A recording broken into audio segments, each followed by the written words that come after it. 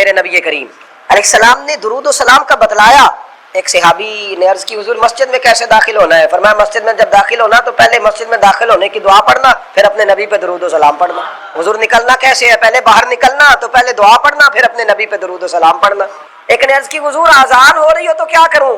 حضور نے فرمایا اذان کے کلمات کا جواب دے اور پھر اپنے نبی پہ درود و سلام پڑھ, پھر اپنے محبوب پر. اور امام قرطبی نے لکھا ہے ایک نے آ کے عرض کی یا رسول اللہ صلی اللہ علیہ وسلم گھر میں غربت بڑی ہے. حضور نے فرمایا جب بھی گھر جانا 3 دفعہ سورہ اخلاص پڑھ اور اپنے گھر والوں کو سلام کہے, اللہ تیری غربتیں دور کر دے گا. عرض کی یا رسول اللہ صلی اللہ علیہ وسلم چھوٹی سی فیملی ہے, کئی دفعہ گھر میں کوئی بھی نہیں ہوتا, پھر کیا کروں؟ آپ نے کہا گھر والوں کو سلام کہنا ہے, سورہ اخلاص پڑھنی ہے. تو حضور نے فرمایا جب گھر میں کوئی نہ ہو تو سورہ اخلاص پڑھنا اور اپنے نبی پہ درود و سلام پڑھنا. تو صحابی کہتے ہیں میں نے اتنا عمل پکایا, کچھ مہینوں کے بعد وہ آئے اور عرض کرنے لگے یا رسول اللہ صلی اللہ علیہ وسلم کمال یہ ہے کہ درود و سلام کی برکت سے میں تو امیر ہوا ہی ہوں, میرے پڑوسی بھی امیر ہو گئے, دائیں بائیں والے لوگوں پہ بھی اللہ نے کرم فرمایا. درود شریف ایک ایسا وظیفہ ہے, درود و سلام ایک ایسی حسین چیز ہے. نبی کریم علیہ الصلوۃ والسلام نے فرمایا مجھ پر نہ دنیا میں اپنی محفلوں میں کثرت سے درود و سلام پڑھا کرو, کثرت سے. فرمایا قیامت کی دشوار گزار گھاٹیوں میں نا یہ تم نے پڑھا دنیا میں ہوگا, لیکن یہ قیامت کی گھاٹیوں میں تمہارے کام آئے گا, وہاں تمہیں روشنی دے گا. اور حضور نے فرمایا انا اول الناس بی یوم القیامہ اکثرہم علی صلاۃ.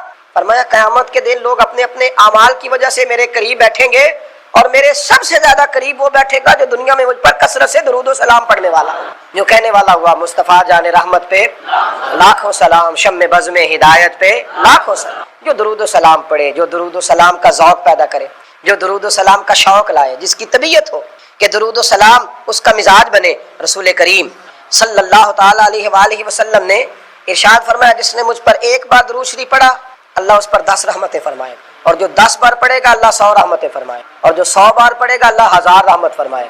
اور حضور فرماتے ہیں جو 1000 بار درود و سلام پڑھے گا نا قیامت کے دن اس کی پیشانی پہ لکھا ہوگا کہ یہ نفاق سے بھی بری ہے اور جہنم کی آگ سے بھی بری ہے. یہ لکھا ہوگا کہ یہ نفاق سے بھی بری ہے اور دوزخ کی آگ سے بھی بری ہے. میرے نبی کریم علیہ وآلہ وسلم کے صحابی حضرت ابی بن کعب رضی اللہ تعالیٰ حاضر خدمت ہوئے, عرض کرنے لگے یا رسول اللہ صلی اللہ علیہ وسلم آپ پر کتنا درود شریف پڑھوں؟ سبحان اللہ, صحابہ کا بھی ذوق دیکھیں کیا انداز گفتگو ہے. عرض کی حضور میں نے ایک ارادہ کیا ہے کہ باقی دعائیں اذکار سارے میں نے جمع کیے ہیں, تو 3 حصہ باقی کے سارے ذکر کروں گا, دعائیں کروں گا, اور ایک حصہ نا چوتھا حصہ میں آپ پہ درود و سلام پڑھوں گا. یا رسول اللہ کافی ہے؟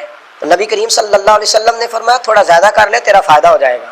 عرض کی حضور ٹھیک ہے, میں آدھا وقت باقی کے اذکار کروں گا اور آدھا وقت درود و سلام پڑھوں گا. حضور مسکرائے, فرمایا زیادہ کر لے تیرا فائدہ ہو جائے گا. عرض کی حضور یا رسول اللہ صلی اللہ علیہ وسلم میں 3 حصے درود و سلام پڑھوں گا, ایک حصہ باقی کے ذکر. پتہ نہیں میرے محبوب کا دریائے رحمت کتنے جوش میں تھا, محبوب فرمانے لگے زیادہ کر لے فائدہ ہو جائے گا. عرض کی حضور میں ہر وقت درود و سلام ہی پڑھوں گا. حضور نے فرمایا پھر تیری دنیا کے لیے بھی کافی ہو جائے گا, تیری آخرت کے لیے بھی کافی ہو جائے گا. کیا یہ سمجھتا ہے انسان اسے یوں ہی چھوڑ دیا جائے گا؟ مانا کیا ہے کہ ایسا نہیں ہے, اسے بہت ساری پابندیوں کا پابند رہنا پڑے گا, بہت سارے احکامات کی اسے پیروی کرنی پڑے گی, بہت ساری چیزوں کی فرما برداری کرنی. ہر مال اس کا نہیں ہے, اسے حلال اور حرام کی تمیز پیدا کرنی پڑے. ہر بات جو اس کی ذہن میں آئے گی یہ کہہ نہیں دے گا بلکہ اسے سوچ کر بولنا پڑے. اسے یوں ہی نہیں چھوڑ دیا جائے گا, اس پر پابندیاں رکھی جائیں گی, اور پھر جو اعمال یہ کرے گا ان اعمال کے اثرات بھی مرتب ہوں گے اس کی زندگی. نیکی کرے گا تو اس کا حسن پائے گا, زندگی میں سکون آئے گا, اطمینان آئے گا. اگر اپنی زندگی کے اندر یہ گناہ کرے گا, اللہ کی نافرمانی کرے گا, تو ومن اعرض عن ذکری فإن له معیشۃ ضنکا. اللہ فرماتے ہیں میری یاد سے منہ موڑ لو گے تو زندگی تنگ ہو جائے گی, دشواری ہوگی, تمہاری معیشت تمہارے لیے مشکلات کا شکار ہو جائے گی. یہ نہیں ہے کہ انسان کو یوں ہی چھوڑ دیا جائے گا. اور پھر اسی آیت کا معنی یہ بھی بیان کیا ہمارے مفسرین نے کہ ایسا نہیں ہوگا کہ قیامت نہیں سجے گی, یہ نہیں ہوگا کہ جزا و سزا کا میدان نہیں لگے. اگر وقوع قیامت ہی نہ ہو, قیامت کا میدان ہی نہ لگے, تو کیا جس نے ظلم سہا ہے اور اس امید پر چلا گیا ہے کہ قیامت میں بھی فیصلہ ہونا ہے, تو پھر تو اس کے ساتھ ناانصافی ہو گئی. اگر صبح قیامت میدان ہی نہ لگے, وقوع قیامت ہی نہ ہو, تو ظالم جو زندگی بھر ظلم کرتا رہا, جبر کرتا رہا, اور کمزور لوگ اسے سزا نہ دے سکے, تو وہ قیامت میں بھی یوں ہی دندناتا پھرے. قیامت کے میدان کا لگنا, جزا اور سزا کا ہونا, یہ عقلاً بھی ضروری, نقلاً بھی ضروری. صبح قیامت جب اللہ کی بارگاہ میں لوگ کھڑے کیے جائیں گے تو اس موقع پر جزا و سزا کا تصور اور عقیدہ اسلام کا بنیادی عقیدہ ہے. جو بندہ یہ کہے کہ میں قیامت یا آخرت کو نہیں مانتا وہ بندہ مسلمان نہیں ہے۔ اللہ کو ماننے کے ساتھ ساتھ رسول اللہ صلی اللہ تعالی علیہ وسلم کو ماننے کے ساتھ ساتھ آخرت پر یقین رکھنا اسلام کا بنیادی عقیدہ ہے، اور یہ وہ عقیدہ ہے جو انسان کی زندگی میں انقلاب پیدا کر دیتا ہے۔ جس بندے کو تصور ہونا کہ مجھے کھڑا کیا جائے گا، مجھ سے باز پرس ہوگی، مجھ سے حساب لیا جائے گا، مجھ پر وہ ایک دانشور نے لکھا ہے کہ ایک مالک کا اپنے ملازم پر بہت زیادہ اعتبار ہو گیا تھا، تو اس نے پھر اس سے نا پوچھنا چھوڑ دیا کہ آج کتنی آمدن ہوئی ہے، کتنی بچت ہوئی ہے، کتنے اخراجات ہوئے ہیں۔ تو وہ جو اس کا ملازم تھا وہ بڑا نیک آدمی تھا، اس نے ایک دن کہا کہ صاحب وہ آپ پوچھا کرتے تھے ہر شام کو کہ آج کیا کمایا، کیا خرچ کیا، اور ہمارے پاس نتیجتاً آمدن کیا رہی اور نفع کیا رہا، تو آپ پوچھ نہیں رہے۔ اس نے کہا یار سالوں گزر گئے، اب میرا بڑا اعتبار ہے تیرے، اب میرا بڑا یقین ہو گیا ہے، لہذا میں اب سمجھتا ہوں کہ کوئی ضرورت نہیں ہے۔ تو کہتے ہیں وہ کرسی سے اٹھ کے اس کے پیروں میں بیٹھ گئے۔ اس نے کہا مہربانی کر میرے اوپر اعتبار نہ کر۔ کیا مطلب؟ کہنے لگے یہ تو میرے اوپر اعتبار کر کے مجھے میرے نفس کے حوالے کرنا چاہتا ہے، تو مجھے میری خواہشات کے سپرد کرنا چاہتا ہے کہ میں جو میرے من میں آئے کروں۔ مجھ سے پوچھا کر، کوئی پوچھنے والا ہو نا تو انسان اعتدال میں رہے، مجھ سے سوال جواب کیا کر، کوئی سوال جواب کرنے والا ہو تو انسان کو تصور رہتا ہے، مجھے میرے نفس کے سپرد نہ کر ورنہ یہ تو مجھے گمراہ کر دے گا، یہ تو خواہشات کا فتنہ ہے جو مجھے الجھا ڈالے۔ میرے عزیز یاد رکھیے گا، اگر کوئی پوچھنے والا نہیں ہوتا، اگر سوال جواب نہیں ہوتا، اگر بات چیت نہیں ہوتی، تو بہت سارے لوگ ایسے ہیں جو ٹھیک ہوتے ہیں پر بگڑ جاتے ہیں۔ آپ نے جس آدمی کو گلے پہ بٹھایا ہے اور پھر آپ نے پوچھا نہیں ہے، چلے آپ نے اعتبار ہی کیا ہوگا، لیکن جو اس بندے کا آپ نے نقصان کیا اسے فتنے میں ڈالا ہے، دنیا اور آخرت تباہ کر دی اس کی۔ آپ کو چاہیے تھا باز پرس کرتے، خیال کرتے، سوال اٹھاتے، پوچھتے یہ کیا ہوا۔ وقتی طور پر یہ چیز بری لگتی ہے لیکن یہ بڑی فائدہ مند ہوتی ہے، اس کے اندر بڑی ساری چیزیں پنہا ہیں۔ قیامت کے دن اللہ تعالیٰ اپنے بندوں سے سوال پوچھے گا، اور قربان جائیں میرے نبی پاک علیہ السلام نے فرمایا ہاں وہ پوچھے گا، اور جب تک 5 چیزوں کا تم جواب نہیں دو گے تمہیں قدم نہیں اٹھانے دیں گے۔ یا رسول اللہ کون کون سی 5 چیزیں؟ فرمایا اللہ پوچھے گا تم سے، بتاؤ عمر کہاں گزار، بولو میں نے زندگی دی، صحت دی، عافیت دی، کہاں بتا کے آئے وقت۔ اور اسی پر دوسرا سوال یہ کرے گا مالک کہ عمر کا بہترین حصہ تھا جوانی کا، جب تھکاوٹیں نہیں ہوتی تھی، جب کھڑا رہا جا سکتا تھا، محنت مشقت جد و جہد ہو سکتا، وہ بہترین حصہ جوانی کا کہاں گزارا۔ تیسرا سوال مالک کرے گا بتاؤ نا مال کہاں سے کمایا۔ اور چوتھا سوال یہ تھا کمانے کے بعد بھی مالک تم نہیں تھے، گویا دیا تو میں نہیں تھا نا، تو بتاؤ پھر لگایا کہاں پہ تھا، خرچ کہاں پہ کیا۔ ثم لتسألن یومئذ عن النعیم، ایک نعمت کے بارے میں اللہ پوچھے گا۔ اور 5واں سوال اللہ پوچھے گا بتاؤ جو تم جانتے تھے تم نے اس پر عمل کتنا، جس کا تمہیں پتا تھا، جس کا تمہیں شعور تھا اس پر، تو اللہ سوال پوچھے گا۔ اب یہ کیوں سوال ہوں گے وقوع قیامت میں، یہ کیوں پوچھا جائے گا کہ قیامت کے دن کی جزا سزا کا خوف ہو بندے پر۔ اسلام ویسے اپنے ماننے والوں کو بے خوف رکھتا ہے، لا خوف علیہم ولا هم يحزنون، اللہ کے کو خوف غم نہیں ہوتا۔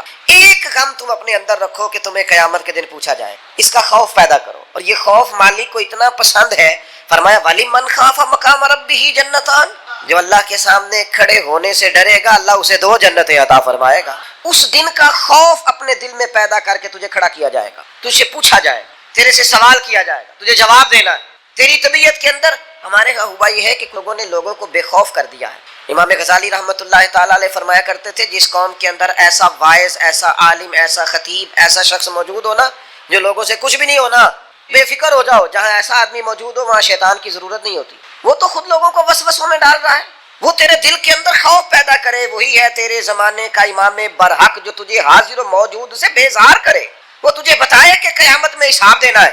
عجیب بات ہے نا، لوگ کہتے ہیں ہمارے پیر صاحب نے کہا ہے خیر صلی ہے، تو میں کہتا ہوں تمہارے پیر صاحب نے خیر صلی اگر اللہ کی رحمت پہ امید کرتے ہوئے کہی ہے تو انکار نہیں کرتے، ٹھیک کہا ہوگا، پر تمہارے پیر صاحب نے کہا خیر ہے کچھ بھی نہیں ہونا، تو نبی پاک نے تو اتنا ڈرایا صحابہ کو کہ وہ کانپا کرتے تھے، ان کے تو رونگٹے کھڑے رہتے تھے۔ رحمت للعالمین محبوب کے پاس بیٹھنے پر حضرت انس بن مالک رضی اللہ تعالیٰ عنہ ایک دن بیٹھے تھے لوگوں کے بیچ، تو اچانک اندھیرا دفعتاً اچانک اندھیرا چھا گیا، تو ایک شخص نے کہا جب حضور کے زمانے میں ایسا ہوتا تھا تو آپ کیا کرتے تھے؟ فرماتے اگر تھوڑا بھی اندھیرا ہوتا نا تو ہم کانپنے لگتے، ہمیں ڈر لگتا تھا کہیں قیامت تو نہیں، تو پھر ہم فٹافٹ مسجد کو دوڑ جایا کر، جا کے نفلوں کی نیت باندھ لیتے تھے، سجدوں میں گر جاتے، ان کو تو خوف تھا، وہ تو ڈر رہے۔ سیدہ طیبہ طاہرہ حضرت عائشہ صدیقہ فرماتی ہیں حضور دعا مانگ رہے تھے اللہم حاسبنی حسابا یسیرا، تعلیم امت کے لیے ہمیں سمجھانے کے۔ کریم کہتے ہیں اے اللہ مجھ سے جب تو قیامت والے دن حساب لینا تو ذرا آسان کر کے لینا۔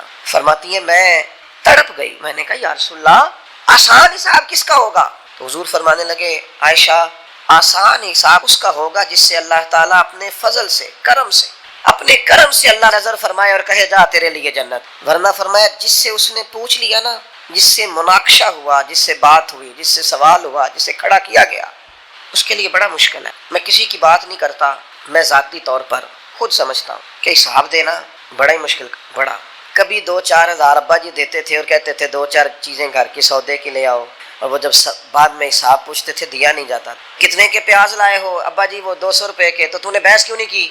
حساب مشکل ہو جاتا تھا. کبھی کبھی پوچھ لیتے تھے نا حساب استاد صاحب کہ آؤ نا آج ٹیسٹ دینا ہے جو تم نے پڑھا ہے. رات نیند کوئی نہیں آتی تھی، سویرے ٹیسٹ ہے. بچوں کو کھانا نہیں گزرتا، سویرے امتحان ہے، پرچہ ہے. جس دن صبح نتیجہ نکلنا ہوتا ہے کیا ہو جائے گا، کھا جائے گا کوئی، فیل ہو گئے تو دنیا چھوڑنی پڑے گی. مسلوں پہ بیٹھے ہیں نوجوان، کچھ بھی نہیں. مڈل کا، matric, F A, B A, M A کا امتحان ہے، کچھ بھی نہیں. تسبیحاں پڑھ رہی ہیں بیٹیاں. او خدا کے بندو، دنیا کے چھوٹے چھوٹے حساب سے ڈرتے ہو، اس وقت سے کیوں نہیں ڈرتے جب مالک کھڑا کر کے کہے گا بتا نا، میں نے دی تھی نا صحت، جوانی میں نے دی. تیرے ساتھ کتنے لوگ اور بھی تھے، ان پڑھ تھے، عزتیں، شہرتیں، علم، دولتیں میں نے تجھے دی تھی نا. کتنے لوگ تھے تیرے ساتھ پیدا ہوئے تھے، بیمار تھے، کمزور تھے، معذور تھے، صحت تو تجھے میں نے دی تھی نا. آنا میری نعمتوں کا حساب دے. میرے عزیز، قیامت کے دن جس سے حساب پوچھا گیا، مناقشہ کیا، حضور فرماتے ہیں وہ قابو آ گیا. ہم بھی قیامت کا ذکر کرتے ہیں، ہم بھی کہتے ہیں قیامت کو لے لیں گے، قیامت کو دے دیں گے، لیکن اس کے بعد جو اثر مرتب ہونا ہوتا ہے نا، اثر. ترمذی میں حدیث ہے، 2 صحابہ کے درمیان نزاع پیدا ہو گیا زمین کے وراثت کے ایک مسئلے پر. دونوں کے پاس گواہ موجود نہیں تھے. ایک کہتا تھا پلاٹ میرا ہے، مجھے ملا ہے وراثت میں، دوسرا کہتا تھا میرا ہے.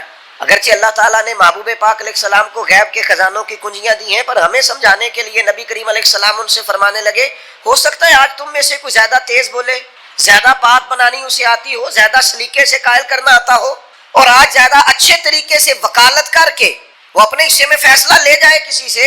لیکن یاد رکھنا، آج تو تیزی دکھا کے، چلاکی کر کے اپنے حصے میں فیصلے کرا لو گے، قیامت میں ایسا نہیں ہوگا. قیامت کے دن تمہیں جواب دینا ہے. آج ہو سکتا ہے تم تیزی دکھاؤ، چلاکی دکھاؤ، کسی کو بنا لو، بات سنا لو، کوئی بھولا آدمی تمہارے کا شریف آدمی ہو، پیار کرنے والا ہو، تمہارے پیچھے چل نکلے، تم دال. قیامت میں کیا کرو گے؟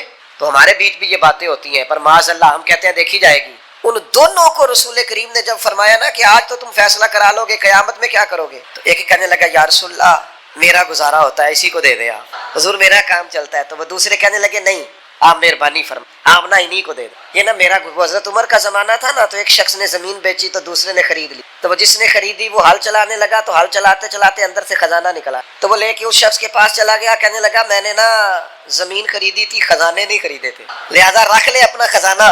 تو کہنے لگا میرے بھائی تو کچھ زیادہ نیک نہیں، میں نے جب بیچی تھی تو زمین بھی بیچی تھی اور جو کچھ اندر تھا سارا ہی بیچ دیا تھا، لہذا تیرا ہی ہے، میں نہیں قیامت میں حساب. وہ کہتا ہے تیرا ہے، یہ کہتا ہے.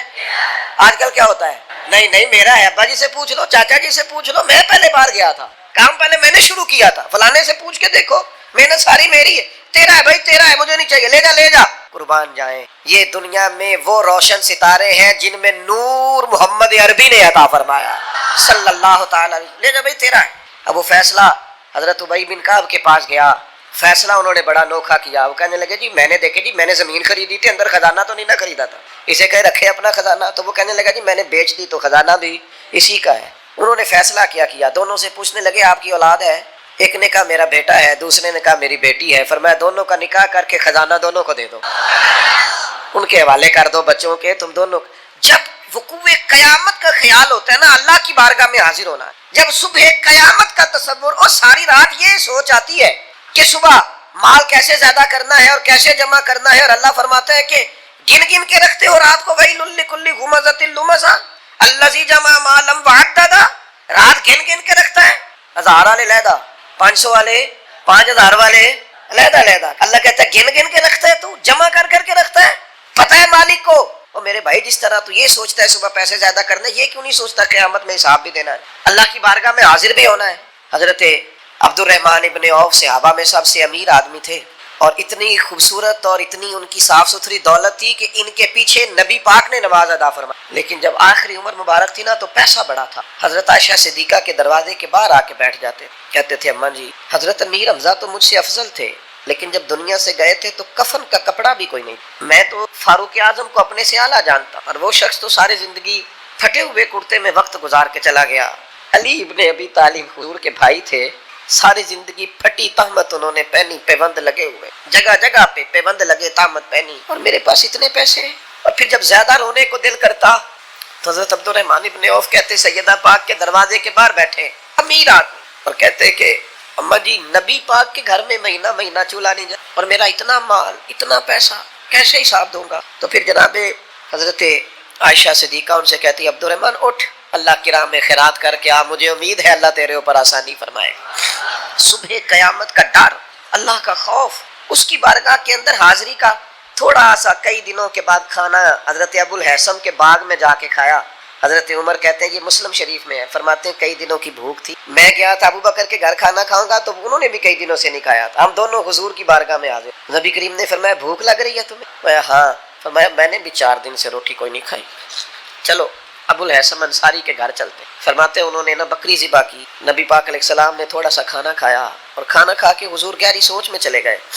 تو عرض کی یا رسول اللہ صلی اللہ تعالیٰ علیہ وسلم کیا ہوا؟ تو حضور فرمانے لگے سوچ رہا ہوں یہ جو کھایا ہے اس کا حساب بھی تو دینا ہے۔ تو حضرت عمر فاروق کہتے ہیں میں تڑپ کے عرض کی حضور 4 دنوں کے بعد اگر گوشت ملا ہے تو حساب دینا ہے؟ تو حضور نے فرمایا عمر صرف وہ کپڑا جو تمہارا بدن چھپائے، وہ چھت جو تمہارا سر چھپائے، اور وہ کھانا جو تمہاری کمر سیدھی رکھے، اس کے علاوہ اللہ تم سے سوال پوچھے گا، تم نے جواب دینا ہے۔ ہتھی بکی مٹی پاؤندے، ہاتھ نہیں ہلاؤندے ڈر دے، جنہاں لئی تو پاپ کمائے، 10 کتھے نہیں تیرے کر دے۔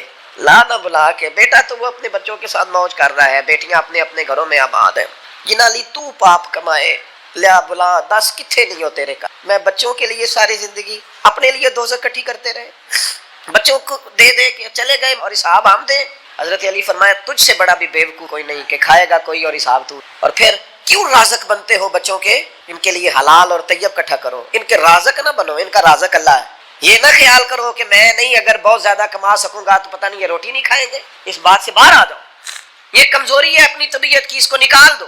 عزیز بھائیو، قیامت میں اللہ تبارک و تعالی کی بارگاہ میں کھڑے ہونے سے جو بندہ ڈر جائے، بابا فرید الدین مسعود گنج شکر رحمت اللہ علیہ فرماتے ایک نیک نوجوان تھا پر قیامت سے بڑا ڈرتا، بڑا ہی روتا تھا، وہ کہتا تھا کہ حساب نہیں دیا جاتا، اور پھر چونکہ ایک عمر گزار کے اس نے توبہ کی تھی تو پچھلے گناہ یاد کر کر کے وہ رویا کرتا تھا، یاد ماضی عذاب ہے یار اب چھین لے مجھ سے حافظہ میرا، وہ روتا تھا۔ بیمار ہو گیا، آخری وقت آیا تو اس نے اپنی اماں کو بلایا، بابا صاحب فرماتے اس نے وصیت کی کہ اماں میری 3 باتیں، میں مر جاؤں تو 3 کا خیال رکھنا۔ کا کون سی؟ کہا کسی کو تو نہ بتانا لیکن جب میرا انتقال ہو جائے نا تو میرے گلے میں رسی ڈالنا اور ذرا مجھے کھینچنا سین میں، اور ماں بتانا لوگوں کو کہ جو رب کی نافرمانی میں زندگی گزارے اس کا یہی اشر کرنا، اور پھر اس طرح کرنا جب میرا جنازہ اٹھے تو رات کو اٹھا، کیونکہ بڑے لوگ میری عادتوں کرتوتوں سے واقف ہیں، میں نہیں چاہتا کہ جنازے پہ بھی کوئی گواہی دے دے کہ وہ فلانا جا رہا ہے، رات کو جنازہ چپ کر کے مجھے دفن کر دینا۔ اور تیسرا تھوڑی دیر جب لوگ آ جائیں تو اماں میری قبر پہ رہنا، مجھے امید ہے ماں کی برکت سے اللہ تعالیٰ میرے اوپر آسانی فرمائے گا، تھوڑی دیر رہنا۔ خاتون روئی پر بیٹے نے وعدہ لے لیا، بابا صاحب نے لکھا ہے جب اس کا انتقال ہوا تو بی بی ابھی رسہ لے ہی رہی تھی، دروازے پہ کسی درویش نے دستک دی، اس نے کہا نہ کرنا، رات خوابیں آئی ہیں اور آنے والوں نے آ کے کہا ہے اس سے کہنا اس کے بارے میں کچھ ایسا نہ کرے، رب کی رحمت پر امید ہے، اللہ بغیر حساب جنت عطا فرمائے گا۔ یہ رب کا مقبول بندہ ہے، اللہ کے کئی بندوں کو رات یہ نظارہ ہوا ہے۔ یہ خوف اگر پیدا ہو جائے قیامت کا کہ اللہ کے حضور حاضر ہونا ہے، یہ اگر تصور جاگزیں ہو جائے، آپ کہیں گے اس طرح کرنا درست ہے، تو بخاری میں حدیث ہے، نبی کریم علیہ السلام نے فرمایا اللہ کے ایک بندے نے نا وصیت کر دی، ایک بندے نے وصیت کی تھی اپنے بچوں سے، اس نے کہا تھا یار میں بڑا گناہ گار ہوں، قیامت کے دن میں سامنا نہیں کر سکتا، اس طرح کرنا جب میں مر جاؤں نا مجھے جلا دینا، یہ بخاری میں حدیث ہے، اور جلا کے میری خاک اڑا دینا، میں جل جاؤں گا پر میں حساب پتہ سارا ہے سردار نو کی تھی من نانم کے من دانم، ساری زندگی گزر گئی لوگوں کا حساب کرتے، فلانا اس طرح کا ہے فلانا، اور لوگوں کا تو تجھے صرف شک ہے، اپنا تو پاک ہے، پکی بات چھپاتا ہے۔ کچھ لوگ کہتے ہیں جی او میں جی ہمیشہ سچ بولتا ہوں، اپنے بارے میں بولنا، ہمت کرنا جرت کا مظاہرہ کر، اپنے بارے میں سچ بول، بتا کہاں کہاں جبر کیے، کہاں ظلم کیے، کہاں نہ دوسروں کے بارے میں سچ بولتا ہے، یہ کس نے اجازت دی؟ اپنے بارے میں سچ بول، اپنے بارے میں بتا، اپنا حساب کر۔ حضرت ابراہیم ابن ادم رحمۃ اللہ تعالیٰ علیہ مریدوں کے ساتھ گزر رہے تھے تو اوپر سے کسی بندے نے خاک ڈالی، مرید دوڑ پڑے، کہنے لگے ہم انہیں پکڑیں گے، تو حضرت صاحب فرمانے لگے کچھ نہ کہنا۔ حضور کیوں؟ فرمانے لگے میں کوئی شے بھی نہیں، اور اگر تم مجھ سے میرے عمل پوچھو تو اس نے خاک ڈالی ہے، میں اس قابل ہوں مجھ پر آگ ڈالی جائے، اور یہ عاجزی کے لیے نہیں کہا انہوں نے، ان کا حال یہاں تو چھوٹے چھوٹے لوگ میری طرح کے بن کے بیٹھ گئے، یہ انداز، یہ آنا، یہ جانا، یہ نصیحتیں کرنا، یہ کرو فر، یہ ترے، یہ کیا بات ہے، سوچتے ہی نہیں تھوڑی دیر کے لیے۔ حضور فرماتے ہیں اس نے وصیت کی کہ مجھے جلا دینا، میری خاک بہا دینا، مجھے ڈر آتا ہے، میں نہیں مالک کا سامنا کر سکتا۔ اللہ کے حبیب فرماتے ہیں اس کے بچوں نے یوں ہی کیا، جلا دیا۔ یا رسول اللہ پھر کیا ہوا؟ فرمایا قیامت کے دن اللہ تعالیٰ زمین کے ذروں کو حکم دے گا، وہ اس کے وجود کو اکٹھا کریں گے، وہ جس نے پہلے اسے بنایا تھا وہ دوبارہ بنائے گا، سامنے کھڑا کرے گا، فرمائے گا یہ تو نے کیا وصیت کی؟ اگرچہ یہ وصیت آج کرنا جائز نہیں، آج جائز نہیں، حضور نصیحت کے لیے بیان کرتے ہیں۔ فرمایا اس نے وصیت کی، اللہ تبارک و تعالیٰ اس سے پوچھے گا یہ تو نے کیوں کی؟ حالانکہ اللہ جانتا ہے، تو عرض کرے گا مالک میں ڈر گیا تھا، میں تو دنیا میں حساب نہیں دے سکتا تھا، قیامت میں کیسے دیتا؟ اللہ فرشتوں سے فرمائے گا یہ سچ کہتا ہے، اس نے واقعی یہ ڈر کر بات کی تھی، گواہ ہو جاؤ میں نے اس کے سارے گناہ معاف فرما دی۔ اپنی طبیعت میں خوف خدا پیدا کریں۔ حضرت عمر کہا کرتے تھے اپنا حساب کر لو اس سے پہلے کہ اللہ تمہارا حساب۔ میں آپ کو ذمہ داری سے، تجربے سے، جتنا مجھے قرآن و حدیث آتا ہے پڑھ کے بتاتا ہوں، جو جرم آپ نے کیے میں نے کی، ان کا حساب ہم نے دینا ہے، ہماری اولاد نے۔ بچوں کو پتہ ہے کہ ابا نے حلال کمایا کہ حرام کمایا؟ ان بیچاروں کو کیا پتہ؟ یہ ہماری ذمہ داریاں ہیں۔ صبح قیامت جو عروج پائے، جو کمالات پائے، وہ کس نگر پہ پائے، وہ ہم نے حساب دینا ہے۔ آنکھیں بند کر کے زندگی نہ گزارو، اب تو آنکھیں کھلنے کا ٹائم آیا ہے، جاگتی آنکھوں سے اپنا محاسبہ کرو۔ لوگوں پر تبصرہ کرتے وقت ہم بھول جاتے ہیں کہ ہمارے اپنے حالات کتنے خطرناک ہیں۔ ساری زندگی دنیا میں سیٹ ہونے کی کوشش کرتے رہے، سیٹ ہو جاؤ، سیٹ ہو جاؤ۔ پتہ بندہ سیٹ کب ہوتا ہے؟ جب قبر میں اتارتے ہیں نا اسے، منہ کعبے کی طرف کرتے ہیں، اس کے گلے میں وہ جو سینہ بند ہوتا ہے اسے کھولتے ہیں، تو اوپر کھڑا ایک بندہ کہتا ہے تھوڑا سا منہ اور کرو کعبے کی طرف، تو وہ تھوڑا سا منہ اور کرتا ہے، تو پھر ایک آواز آتی ہے اب سیٹ ہو گیا، اب سیٹ ہو گیا۔ یہاں جا کے سیٹ ہونا ہے، اس سے پہلے سیٹ ہونے والا کوئی معاملہ یہ ہے تمہارا سیٹ ہونا۔ خدا کے بندو آؤ، ساری زندگی دوسروں سے باتیں کی، دو باتیں اپنے آپ سے نہ کریں، اپنا حساب نہ کریں، اپنے معاملات کا جائزہ نہ لیں۔ اقبال کہنے لگے ڈھونڈتا پھرتا ہوا ہے اقبال اپنے آپ کو، اپنے آپ کو، آپ ہی گویا مسافر، آپ ہی منزل ہوں میں۔ یہ جو خود احتسابی ہے، سیلف ٹرائل، خود احتسابی، اس پر تھوڑا کام نہ کریں۔ اقبال دوسرے مقام پہ کہتے ہو اپنے من میں ڈوب کر پا جا سراغ زندگی، تو اگر میرا نہیں بنتا نہ بن اپنا تو بن۔ اپنی غلطیاں نہ ٹٹولیں، اپنے ساتھ گفتگو نہ کریں۔ جو اللہ کی بارگاہ میں کھڑے ہونے سے ڈرے گا اللہ تعالیٰ اسے 2 جنتیں عطا کرے گا۔ شرط یہ ہے کہ ڈرے اللہ سے، ڈرے بول کے بتائیے، ڈرے کس سے ڈرنا ہے؟ حضرت عمر کے زمانے میں نا ایک نوجوان تھا، نیک تھا، مسجد جایا کرتا تھا رات کو، تو مسجد جا رہا تھا تو رستے میں ایک عورت نے دعوت گناہ دی، ابن عساکر نے اس کو لکھا ہے۔ تو نوجوان تھا، خواہشات تھی، کچھ طبیعت مائل ہو گئی، ابھی ادھر جا ہی رہا تھا کہ کسی نے آیت پڑھ دی والی من خاف مقام ربی جنتان، جو رب کے سامنے کھڑے ہونے سے ڈرے گا اللہ 2 جنتیں دے۔ واقعی ڈر گیا، واقعی ڈر گیا، اتنا ڈرا کہ بے ہوش ہو کے گر پڑا۔ بیماری سے لوگ بے ہوش ہوتے ہیں، پیسے ڈوب گئے بے ہوش ہوتے ہیں، بچے کے غم میں بے ہوش ہوتے ہیں۔ سچ بتاؤ کبھی خوف خدا سے بھی بے ہوش ہوتا کوئی؟ ہمارے ہاں تو روز مرہ ہی نہیں ہے بھائی، اور بڑی باتیں ہیں بے ہوش ہونے کی، ڈرنے کی، غش کھانے کی۔ بے ہوش ہو کے گر پڑا، بوڑھے باپ کو کسی نے بتایا بچہ بے ہوش پڑا ہے، اٹھا کے گھر لائے، گھر لا کے کہا بیٹا کیا ہوا؟ نوجوان ہے، چڑھتی جوانی ہے، پر پاکیزہ بڑی ہے۔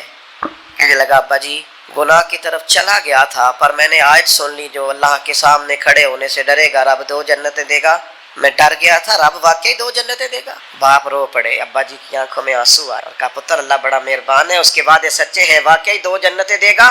اس نے پھر ایک چیخ ماری اور اس طرح کی ماری کہ اس کی روح پرواز کر کشتگان خنجر تسلیم را، عشق کی خنجر سے قتل ہو گئے لوگ۔